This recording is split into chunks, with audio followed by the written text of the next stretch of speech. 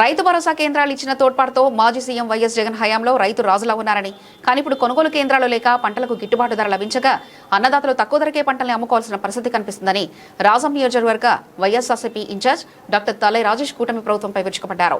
రాష్ట్రంలో ఏడాది భారీగా వేరుశెనగ దిగుబడి వచ్చిందని, కానీ కేవలం 15% పంటను మాత్రమే ప్రభుత్వం కొనుగోలు చేసిందని తెలిపారు. మొక్కజొన్న పరిస్థితిని కూడా అంతే అని, కనీసం ఇప్పటికైనా ప్రభుత్వం స్పందించి పంటల్ని కొనుగోలు చేసి రైతుల్ని ఆదుకోవాలని ఆయన డిమాండ్ చేశారు. రైతే రాజుగా గత ప్రభుత్వంలో అంటే మా వైఎస్ఆర్ ప్రభుత్వంలో వెలిగాడు అని చెప్పడానికి నాకు ఎటువంటి సందేహం లేదు. రైతు భరోసా కేంద్రాల ద్వారా నాణ్యమైన విత్తనాలు కానీ, అలానే రైతులకు ఇన్పుట్ సబ్సిడీ కానీ, పంటకు బీమా కానీ, కొనుగోలు ధరను కానీ ప్రభుత్వమే నిర్ణయించి రైతులకు ఎంతో మేలు చేసింది. అయితే ఈరోజు మన రాష్ట్రంలో పరిస్థితి చూస్తే పండిన పంటను అమ్ముకోలేక రైతులు తీవ్ర ఇబ్బందులకు గురవుతున్నారు.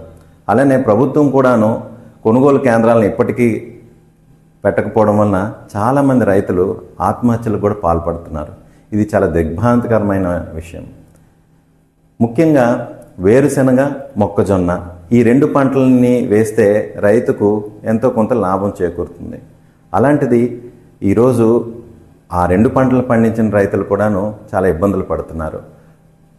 ముఖ్యంగా శనగ పంటను తీసుకుంటే దాని గిట్టుబాటు ధరగా 5,875 రూపాయలు అనేది దాని యొక్క మినిమం పేగా ప్రభుత్వం నిర్ణయించింది. కానీ ఈరోజు చూస్తే వాళ్ళకి 4,200 నుండి 4,800కే వాళ్ళు అమ్ముకోవాల్సిన వచ్చిన పరిస్థితి.